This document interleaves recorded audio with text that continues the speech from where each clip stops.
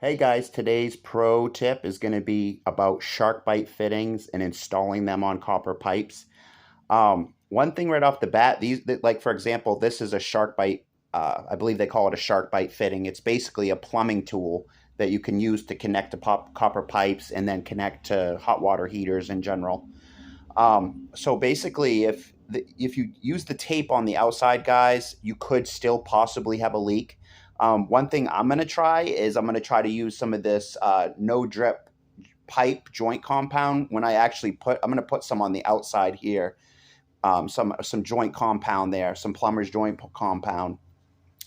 I'm going to put some on the outside of that when I finally make sure that that's really screwed in tight if you're going to use these. The other thing, you make sure that the depths are correct on them. But one of the biggest tips I can give you guys is when you're cutting these copper pipes, a lot of people would just use the cheap tool. It costs like $10 to cut it yourself. A lot of people are forgetting to deburr the copper pipes. Basically, what that means is you're taking the edges off the outside of the copper pipe and the inside of the copper pipe. If you don't deburr the copper pipe after you cut it, the problem is it can cut the insides. Inside these, they have not only teeth, that's what gives it the SharkBite name, but they also have like plastic parts, soft plastic parts, other different parts that will rip by not having your copper pipe properly deburred, which means getting rid of those sharp edges. Those sharp edges are like a knife and will actually ruin these and cause leaks. I actually had a leak the first time I installed a hot water heater, and I think it's because I hadn't deburred the copper pipes, which means taking off the sharp edges off the outside of the copper pipe and the inside. You can get like cheap deburring tools that will do the outside of the copper pipe, and then you can either use a utility knife or use another, I believe it's called a pencil reamer, you can use for the inside of the copper pipe. But basically, you need to remove that outside sharp edge and the inside sharp edge of that copper pipe that you've cut in order to not ruin your SharkBite part.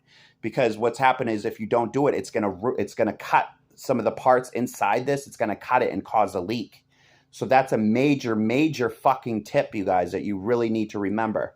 On one side that I use this Pro Dope, I used the Pro Dope on one side. I had no leaks. So I'm going to go ahead and use some Pro Dope on the not only did I use the tape on it, but I'm also going to put some of the plumber's joint compound on there. Hopefully that will help prevent leaks as well. Because sometimes you're going to get leaks on the outside here. You're going to get leaks if this isn't tight enough. So some of that Pro Dope should help.